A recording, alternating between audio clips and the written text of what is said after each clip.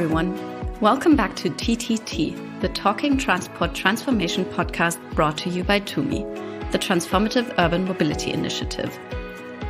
Transforming mobility requires a shift in mindsets and in planning. Sustainability also implies that mobility must be accessible and convenient to all users. In reality, however, cities and mobility are often still planned based on a male able-bodied norm. And even though an estimated 15% of the world's population experience a disability, this is largely not considered in planning connected, safe, and reliable transport networks. At the same time, the concepts of universal design and universal mobility provide a huge opportunity by recognizing that improving transport for people with disabilities benefits everyone in society. We're delighted to welcome Crystal Asige and Neil Taylor on today's episode. Crystal dedicated herself to disability advocacy after acquiring a disability after high school. She now leads the Ability program in Kenya. As a diversity, equity, and inclusion consultant, human rights champion, accessibility auditor, and public speaker, Crystal seeks to create awareness around the intersectionalities of being a young Black African woman and entrepreneur with an invisible disability living in the global South. Neil is an expert in the areas of sustainable transport, the promotion of smarter travel choices, as well as accessible and inclusive transport for disabled and older people.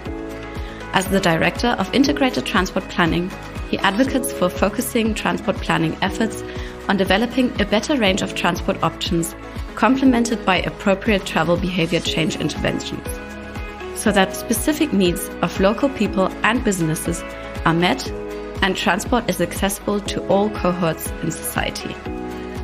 Crystal and Neil will tell us about how inclusive mobility can become a reality and how mobility of disabled people can be truly enhanced. So, let's listen in. So, hello, Crystal. Hi, Neil. Thank you for joining us today on today's episode of Talking Transport Transformation. And for our listeners who don't know you yet, would you mind briefly introduce yourself? Maybe start with Crystal. Thanks. I'm from Kenya, first of all. My work revolves around disability rights and mainstreaming. I'm very interested in mobility mainstreaming, accessibility mainstreaming with organizations and volunteers who, like myself, are passionate about equitable mobility in Africa, especially because there are many nuances when it comes to transport services, building streets in Africa and how it affects everyday people, but especially people with disabilities. So that's one part of what I do. And then the other part is I'm a creative as well. And I try to sort of fuse the two to find a sweet spot on how to disseminate and how to pass on this message in different ways, basically edutainment, I guess I can call it. I also call it artivism. And that's a little bit about me. And what about you, Neil? What part of transport transformation do you focus on? So for my sins, I'm a transport planner, and I have been since I graduated in 2003. And I've sort of grown almost by happy accident to come to learn a lot about accessibility and inclusion and improving transport systems and services and information for people with diverse needs. So I worked with Crystal recently to update a guidance note focused on lower and middle income countries, trying to almost distill the best practices that we can identify from around the world and that are relevant in context to try and help improve the situations insofar as transport systems and services, but also the public realm and the spaces around them. And it's something you can probably already tell I'm quite passionate about. Crystal, in preparation of this podcast, you gave me a small challenge and you challenged me to blindfold myself and walk through my neighborhood. And I had a guide who accompanied me and who helped me find the way through Frankfurt, but I was not able to see by myself. Can you tell us why you chose to give me this challenge? Okay, the reason is because I'm a visually impaired person and I wasn't born with a disability. So I've been able to sort of like live on both sides of the spectrum, right? Which is first sort of like from birth until late teens, I was fully sighted, and then I was diagnosed with a condition called glaucoma, which came later in my life. If maybe they had spotted it earlier, then it wouldn't have done as much damage as it had did on my eyes. And so eventually, because glaucoma has no cure, and as well, it is more aggressive in Black people. I don't know why, it's a bit unfair, but it eventually continued to progressively decline until now I am a visually impaired person. I prefer VIP, which sounds much better. But I now live on the other side of the spectrum, which is with a disability. So advocacy has not just been something that I do for work or as a job. It's sort of become my life. And I use my experiences, my personal lived experiences to inform what I do and how I do the advocacy work that I do, and the way that I do it as well, because I understand what it's like to be seen in society when I didn't have a disability, and now to be invisible in society because I have a hidden disability. And why do you think it's such an important challenge to do also for people who can see and are able to see and might, for example, be a transport planner or a scientist or an activist? I think it's really important because many people don't understand why they're doing what they're doing. I think people get lost in the jargon, they get lost in the percentages and the measurements and all the technicalities of being an engineer or being a practitioner in the mobility space, and they forget who and what you're serving, which is people. And there are diverse groups of people who live on this earth. Unfortunately, we face a lot of ableism, which basically is a mentality that presumes that everyone is non-disabled, or at least the majority of people are non-disabled, when also ableism sees people who are disabled as inferior, people that need fixing, and so those people are sort of, marginalized, which I've experienced. And it's important for practitioners in this space to experience themselves, not be told or to read it in a book or to research it, but actually experience what it might be like, even for an hour, for a day, to see like, okay, this is why it's really important to have tactile paving. This is why it's extremely important to measure drop curbs correctly all throughout, not just in one or two places, and then maintain those things, not just build them and then forget about them. And in 2 years' time, it goes back to zero. So those are a couple of the reasons why. Yeah, I totally see your point, and I really support what you just said. Even though I read a lot about this topic, I'm clearly not affected in a way you are, for example. And for me, it was really an interesting challenge, since feeling the need for trust and reliance on my guide, for example. And even though I know my city quite well, it was like a completely new way of orientation and feeling and hearing my surroundings. And we just did this challenge by walking only. And I'm not even speaking of using public transport, for example, like bus stops with only visual information on, for example, the time schedule, and not knowing, is my bus late and am I going to the right direction? And if this question is not too personal, may I ask how to manage when being in a new city and not knowing your new surroundings, and being not able to see and just use traditional way of going through a city? I don't think I do manage, to be honest. I think that I go every single day hoping for the best and hoping that I'll be able to get home safe and sound at the end of whatever it is I'm going out to do in the world. I also think that, I know that it's exhausting. It's exhausting to always have to work twice as hard just to get half as far as the non-disabled. And it's painful and heartbreaking to see people around you be able to access things and go anywhere and do whatever they like, whatever they dream, while you sort of remain stuck and have to always think 4 or 5 steps ahead of you and always have to plan things to the nth degree, when someone like Neil can just, walk out of his house and jump onto a bus and go about his day. And it's unfair. And that's the reason why, because I have lived both lives. And so I see why it's unfair and how unfair it is from this perspective. So as much as the glaucoma has been a real pain in my back, it's also been an eye-opener and a sort of helped me to change my perspective and see things more clearly, actually. Thank you for sharing that and sharing such personal insights. Neil, inclusive mobility is often discussed theoretically, but in practice, of course, Crystal just described it, most cities are still far from being accessible or inclusive. What would a truly inclusive city look like to you, and what is the role that mobility plays? Well, that's a great question. We're often very good as transport planners at picking away at the problems rather than necessarily coming up with the good answers. I think an accessible and inclusive city to me would look like somewhere that, and this sounds really basic, but the first thing is plenty of toilets. So one of the hardest things in modern cities to find are public toilets, particularly in the UK. And actually the thing that almost everybody needs to use at some point during the day is a public toilet. So public toilets that are clean, accessible, and by accessible, I mean easy to find, discover, orientate into and use, and free at point of use is a really important thing. It's a place where you can mobilize by walking or by wheeling safely without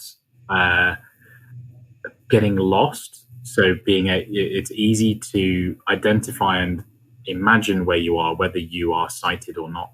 And that can involve cues that aren't visual, but maybe sounds or maybe kind of sensations that can be created through the public environment. And that there may be surfaces on the ground, there may be particular things around you that you see and hear that help you to find your way. They are places that people feel safe. And I think if they don't feel safe, there are spaces that can easily be found to go and relax and find calm. And I think a lot of cities, I'd be really interested in Crystal's perspective, but some of the work I've done elsewhere, we're sat here in Manchester today and I'm looking out the window about answering that question, has involved trying to design in calmer spaces with seating and with shade and with natural foliage that becalm people who experience say cognitive difficulties or mental health impairments that mean they can struggle to use a city or to travel around a space and just need a moment to regain a sense of balance. And then finally, I would say good public transport systems and services that are easy to find, staffed by friendly and helpful people who know how to assist the wide range of needs or people's needs, and that are affordable, because often one of the key barriers to getting out and doing something, aside from the accessibility of the public realm that gets you to the bus stop, is then how affordable are the services that exist to get you from A to B. I'd love to know, Crystal, whether you'd agree with any of that or whether you have a completely different perspective. Yeah, I just wanted to ask, Crystal, what would be your perspective on that? My perspective on an inclusive and accessible city is, a place that everyone can use, I suppose, is the easiest way that I would say it. I agree with everything that Neil has said, I guess because we have been working together on this for a while now. But I want to be able to have the same opportunities that Anil has, that you have as well in Frankfurt. I want to have the same opportunity that somebody else has in India or Australia, so on and so forth. I don't want, because I live in Africa and with LMIC countries being the majority, to not access opportunities. Because listen, if I couldn't access this building, we wouldn't be on this call. If I could not access a hospital, I couldn't get medical care. In Africa, there are 80 million people with disabilities, and 80% of those people must use public transport or walk every single day. That's their first choice of transportation. And so 80% of 80 million people don't have options. Many people that I know and stories that I've heard and I've seen myself and experienced actually involve people being stuck at home, being locked away in their homes because their families don't know what to do with them because of their disability. They don't know if they're going to be safe.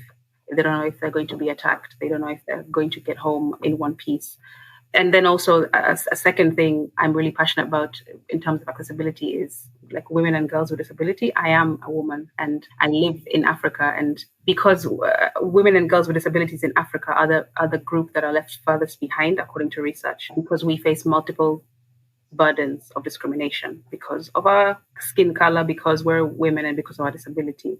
And so we don't have opportunities the way other people have. So accessibility to me is, I just want people to be seen. I think it's really affected me personally, and I know what it's like to have no confidence because of disability of mine. And so that's why I'm like, look, it's way more than just a principle, a concept, a tool. It's like someone's life. the potential for someone to live in a dignified way that we're talking about. And what would you say, what is the main challenge in bridging the gap, for example, from talking about inclusive mobility to actually implementing it? Like, may it be political will or commitment, funding, knowledge? What would you say? What is the main challenge? Crystal's looking at me, so I'll go first on it. I always think about political capital, financial capital, and social capital. And I think you talked about knowledge as well. So whether people are skilled enough or know enough to design places in the way that we've just talked about. So if I quickly pick off each of those, the social capital bit is, do people care enough to push for this? And yeah, I guess the legislation that's in this country, in the UK and elsewhere in the world, enshrined legal rights for people with disabilities and sought to ensure equality has been a result of people caring and lobbying, pushing and making governments act. So people do care and lots of people are affected. We know that as many as sort of 20% of the population experience diverse needs that the wider population do not. That's not a small number across the world. Financial capital, it costs money. It costs a marginal amount more money to make things more accessible.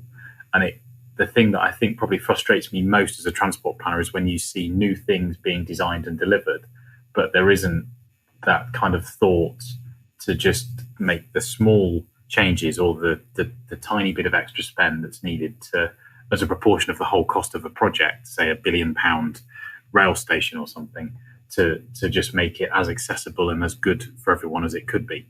On the political capital, our politicians kind of have to care, and I'm very proud to sit next to Crystal as someone who is now a senator in Kenya, and say that clearly with people like Crystal in roles of that nature, there's an opportunity to hold government to account and to ensure our politicians get it and do care.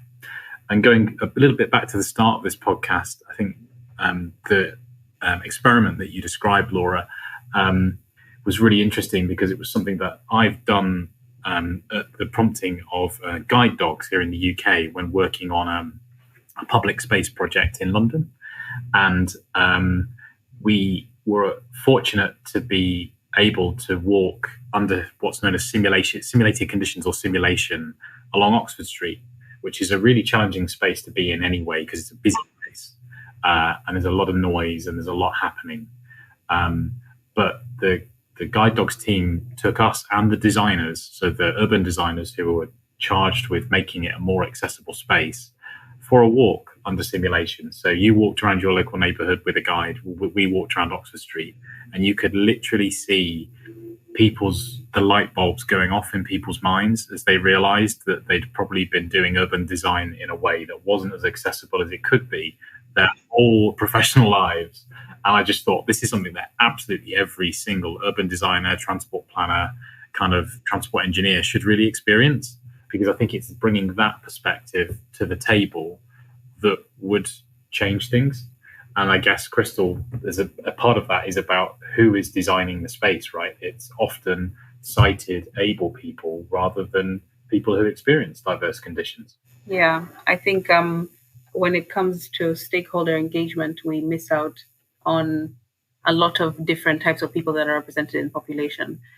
And I agree that, and something that I'm trying to do as well in Kenya with the work that I do is, why don't university courses have a very big part of their units or what have you talk about accessibility, talk about universal design? There are many engineers that I've collaborated with and engaged with who are like, oh, what does that mean? So this doesn't work for you? And I say, no, haven't you ever learned that before? Am I the one telling you this for the first time? And you are the head, a CEO of our construction company. So it really baffles me sometimes. And I don't blame anyone. I just want us to look for solutions. There is no point of pointing fingers at this point because SDGs are out. We all understand what they mean. We all are sort of like collectively agreed on the goals and what we're trying to achieve for the future and also for today. And so what can we do to get there? That's sort of what I'm more interested in than sitting 2-hour, 3-hour meetings, talking, and then having a second meeting to talk about what we talked about in the last meeting. It doesn't work like that because people are suffering today. I'm missing an opportunity, for example, to apply for a university course because the university is not accessible enough for me. And so I can't wait, 40 years for you guys to get it. It would be nice if we start collaborating today, which is, I suppose, what Neil and I have been doing on this research project, putting lived experience together with practitioners in the space and saying, okay, what are the gaps and how can we start filling them? Maybe going more into urban planning itself now and being more concrete. My question to you, Crystal, what is the role of first and last mile connectivity and why is it often overlooked? Okay, I'll speak from an African perspective. I think it's often overlooked because of ableism. I'll just go back to that in my perspective, because no one understands that to get to the bus stop, need to access or go through a lot of other things before that. And because I don't want the headache of doing that as a person with a visual disability, I then need to look for more money to, for example, jump into a tuk-tuk or get on a motorbike or have to ask a friend to walk me down the street. And so even that headache of trying to plan the first and last mile sometimes exhausts me and I don't want to go out anymore. I don't want to go out and do whatever it is I'm supposed to be doing. So I think first and last mile is often forgotten. How do I get to the bus stop? How do I get to that bus station? How do I get to the train station?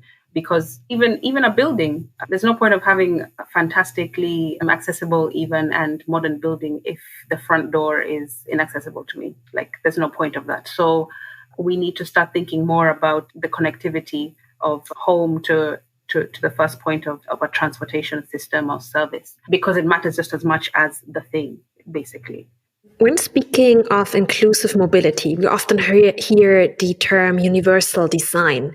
Neil, can you explain to us what universal design is and if it's the solution to overcoming inaccessibility? Yeah, no, that's a good question. Universal design essentially is a principle of designing for everyone and trying to incorporate as many different and diverse needs into the design process as possible.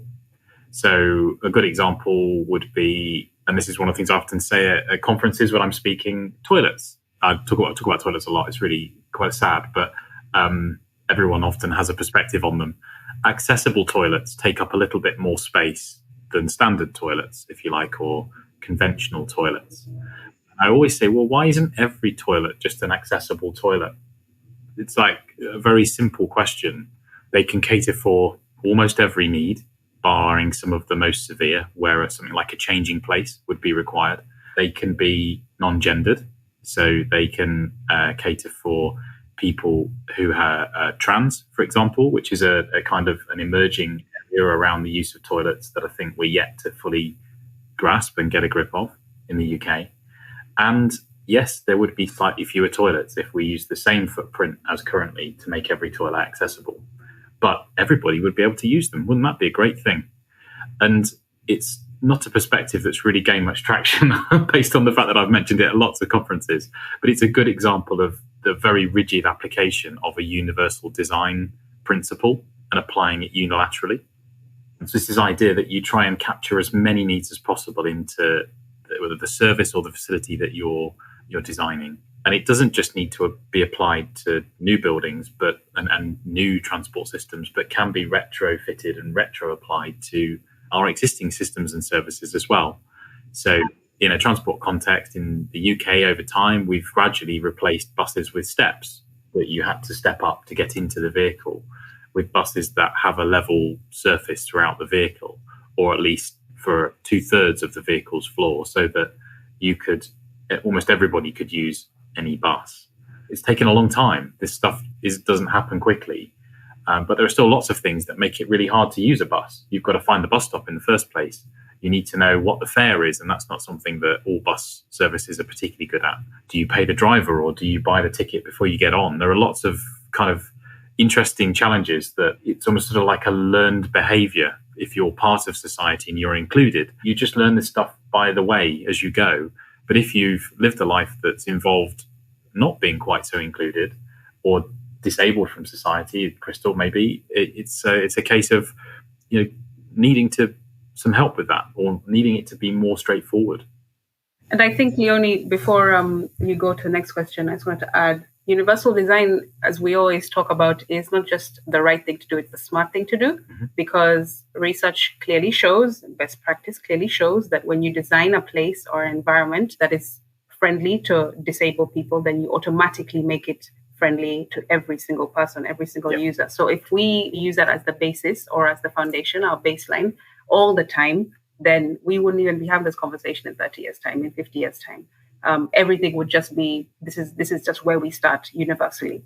And because of, tradition and old systems and perhaps education systems not sort of keeping up with emerging times and technologies and things like that, that's sort of where we get the problem, where more engineers are coming into the job market and trying to contribute to development in the built environment, but they are using old principles that worked 60, 70, 100 years ago, and it just doesn't work anymore. The first thing I was taught, not to dive in again, but the first thing I was taught was inclusive design is good design for everyone. And I think that's the point, Crystal, you were just making. And then to kind of highlight the holistic or systems-based nature of that, I would say that historically, some of the most accessible places that I'm familiar with have either been shopping centres, where the intention is to make them as accessible to everybody as possible because there's a very direct commercial reason for doing so. And if you go to the Philippines, as an example, which is somewhere I've worked, they stand out as being the nicest, most accessible places to be are the malls that people go and circulate around. And there's for various reasons of kind of income disparity and other things, that the mall owners know that only a very small proportion of the people who ever go to the mall actually spend any money there. They're just going because it's a good place to go and it's a good place to hang out. And in Manila, it probably gets you out off the street, which can be quite noisy and quite hot and quite loud where the mall is air conditioned. Draw another parallel, I would say airports. And this is where the systems bit's really important, because I think historically, and Crystal, correct me if you've lived the experience, but I think airports are environments that have been really, really designed to a high level of accessibility. But there's this rich irony that to get to the airport, you have to use a local transport system, and they aren't always as accessible as they should be. And actually, aeroplanes themselves aren't particularly accessible for many people who experience diverse needs. So there's this facility in the middle, which is brilliant, and you can get from the front door to the door of the aircraft really quite well, and almost anybody can do it. But the bit before you get there is horrible, and getting onto the plane and getting off of the plane, and perhaps the experience of being on the plane, can also be quite horrible. And the people, service, So I don't know if that helps, but it's that's a very rounded answer to your question. This was the perfect answer. Thanks a lot. You two, we're already at our last and final question in this podcast round today. We have heard a lot of interesting and inspiring experiences and concepts around how to make our cities more inclusive and accessible from you two. If you had to put it in one sentence, Neil, where should we start this transformation? On the streets. And Crystal, what about you? Where should we start? I think it should start in education. Excellent point. Thanks a lot for today's insights that you shared with us. I think our listeners learned a lot. We'll make sure that we put some articles and further materials into our show notes. And to both of you, Neil, Crystal, thanks for being part of that session today. We learned a lot, and we still have a lot to learn, I think. Thank you. Thank you. It was cool. Really enjoyed it. Thank you. Bye. Thank you, Crystal and Neil, for sharing how mobility for people with disabilities can be enhanced and how this will benefit everyone in society. We now have a better understanding of how our cities can become truly inclusive and what accessible mobility for all can mean. We hope you all enjoyed today's episode. As always, thanks for tuning in, and hear you next time.